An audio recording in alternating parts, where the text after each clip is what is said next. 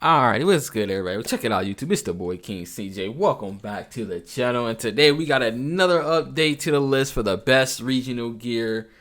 You know why? Because we got a new character in. So we're gonna go ahead, move right over to the list. We're gonna come back to this game and we're gonna explain why I put things the way I did. Hope to see you guys on the other side, and you guys should take care. Peace out.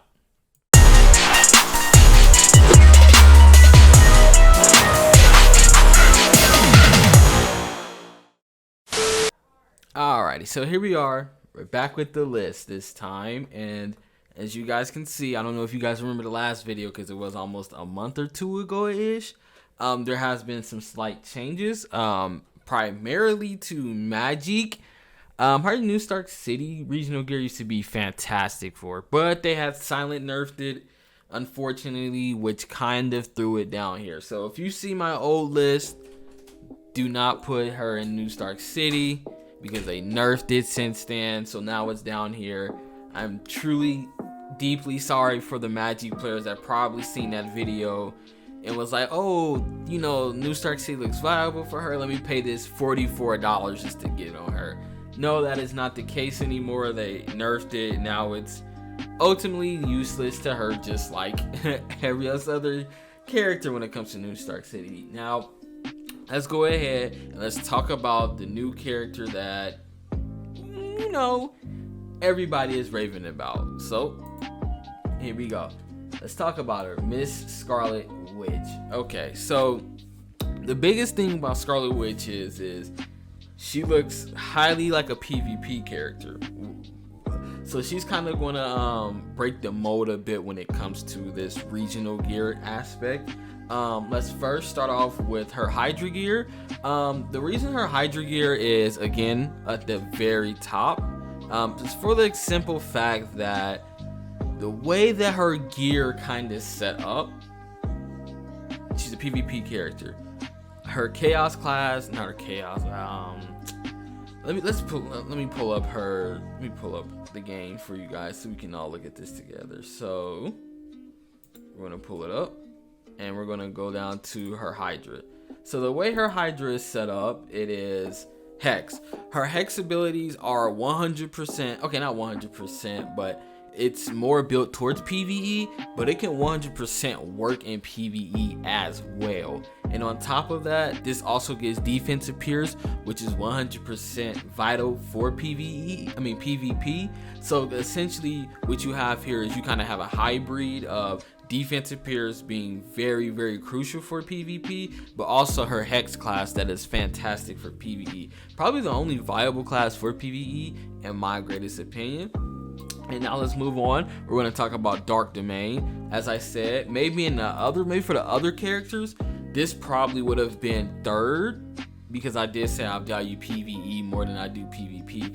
However, the way that this character shapes out, she just feels so much like PvE oriented, you know what I mean? That's kind of the same thing when it came to Spider-Man and Dark Domain. You can't really say much about it. Me personally, I think Witchcraft is going to be her best class when it comes to PvP. And what does it work on? Again, it gives you that defensive pierce that you are looking for. No ifs, ands, or buts about it. We can go ahead and move over to Xandarth. Again, this right here is more of the strictly all-out PvE right here. I don't think this really contradicts anything. This just blatantly looks PvE. It's kind of screaming PvE. So if you're going to pick her, then fantastic. You can go Xandarth. Now I'm going to talk about the other classes that are here, which would be the Sakaar and Midgar. Now I'm not saying these two are very trash, but what I'm gonna say is I feel like both of these classes, they kind of are counterintuitive of what they're looking like. For an example, this has critical damage and chaos. It's clear as day that chaos and witchcraft are supposed to be the PvP skills, but they're giving critical damage on this, and critical damage is almost it can be avoided when it comes to PvP. You want to really max out your defensive pierce before you even come close to your critical damage. And just like you guys seen with Sakaar being over to Midgardia, That's going to be the same thing, but this instead gives you critical damage and witchcraft. Let me tell you why I do have, even though I think, witchcraft is better than chaos when it comes to PvP. I, however, do think that chaos is definitely going to be better than witchcraft when it comes to PvE. But since they're both fiddling around with critical damage, it's best to say that, if you're going to go the chaos route, then maybe you want to do Sakaar. So that way you can at least have a flexibility of PvP and PvE. But I probably wouldn't deal with that in all honesty. And then last but not least, that would be Savage Shadowlands. Her Savage Shadowlands is not bad. It's okay. I wouldn't recommend you guys use it. But if you want me to open it, I'll show you. It's super villain damage and witchcraft. Now, you guys are seeing this. And yes, I think this is a huge contradiction, which is why I think this is so far down below. So, witchcraft, again, we already established that's a PvP set. But on top of that, you get it super villain damage.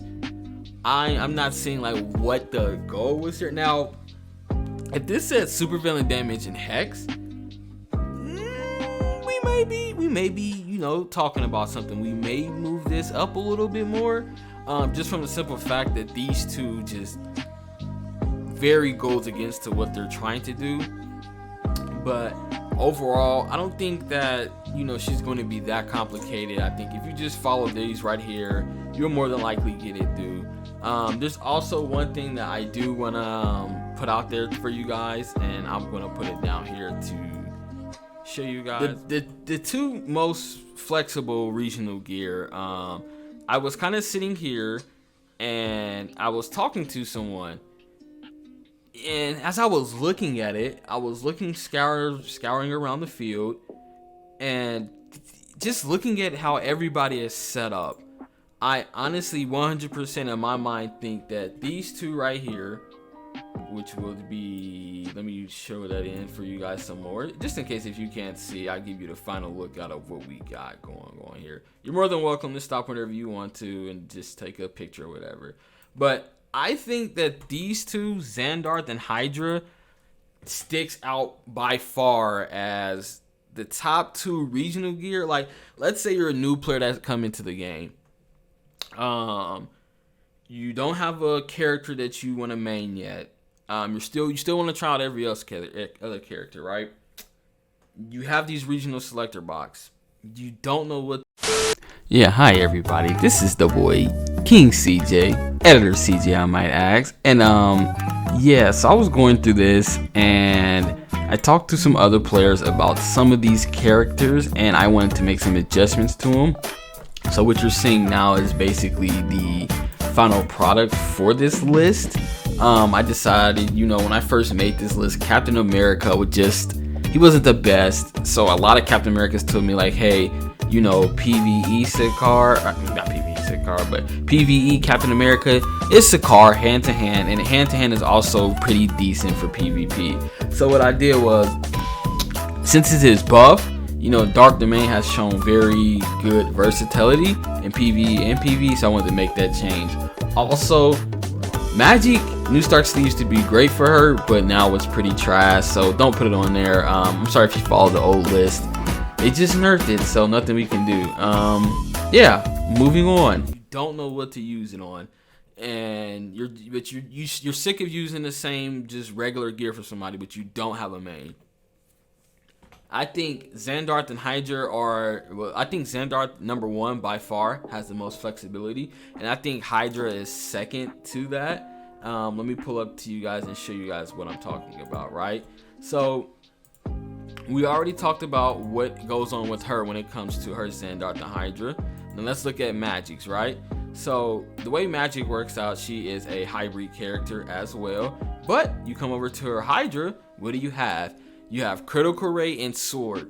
That's damn good for PvP right there, if I say so. Critical Rate, Sword can also get the job done. Not as good as some of her other abilities because, again, it's the Sword. But again, the same thing comes here. Defense appears, Sword, just fantastic. magnificent right there. You just have those big combinations, and then you can come down here to Storm. Everybody knows I play Storm.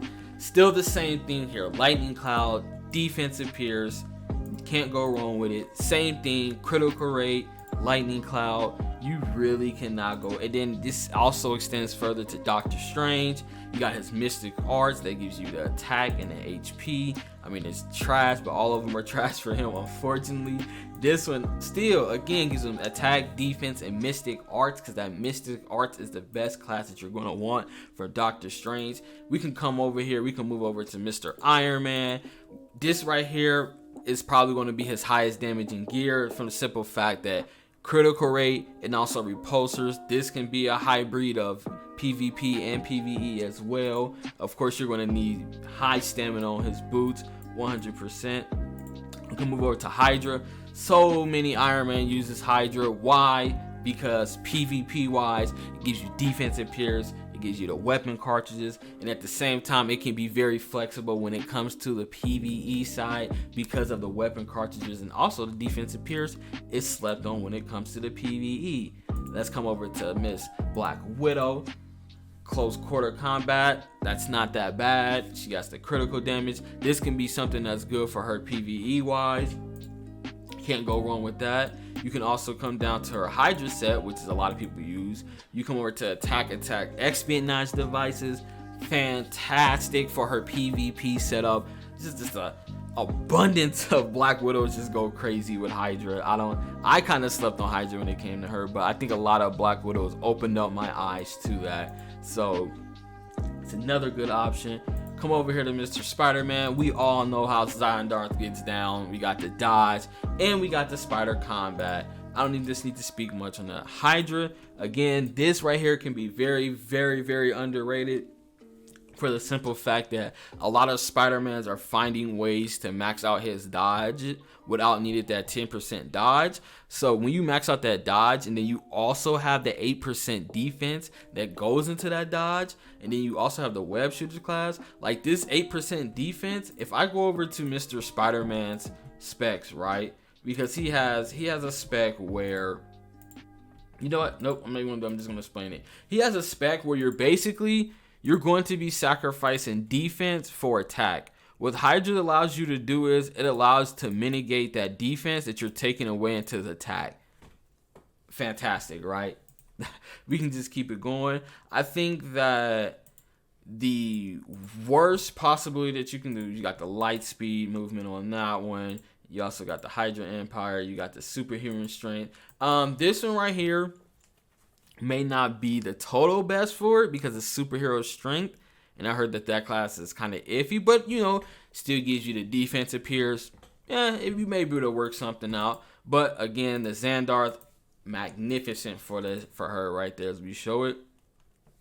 I think the only two people that really don't benefit much from Xandarth and Hydra, I think Xandarth is fine. Yeah, Xandarth is fine for Captain America. I guess if you want to be just an assist person, you know, maybe just throw your shields up or something, that can probably work out for you. Mr. Hydra, again, that's assistant class. Like, both of them are assistant classes.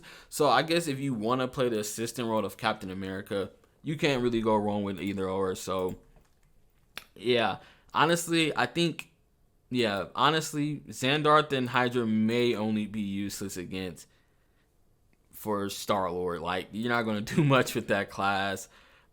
Same thing with Xandarth. You're not really going to do much with that class. I mean, it's a decent PvE, I guess. Some PvE, AoE, but for Star-Lord, it's not what you're really going to be looking for when it comes to that. So I highly wouldn't recommend you guys do that. But I hope that what I showed you guys kind of just brought to light on what I think and how I feel about these two. So again, man, if you are a player that is new to the game, you're very questioned on who to pick, or not even that. Let's say you're somebody who has a main, you finished your main, not even finished your main, maybe you're just trying to build other characters for Alliance War, and you have all these regional pieces. You have maybe like 2 sets of Xandarth and 2 sets of Hydra or something like that.